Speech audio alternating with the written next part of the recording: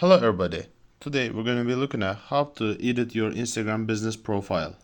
First, come to your profile by tapping to your photograph on the right bottom side of your screen. And then on your profile, you're going to have to find the edit profile button. Press on that. Here you can edit your business profile as you wish. You can add links to your profile, you can set your gender, you can choose your category, you can choose your contact options like this, such as your business email address, phone number, address, etc. etc. Hope that I could help you. Thanks for watching. Take care.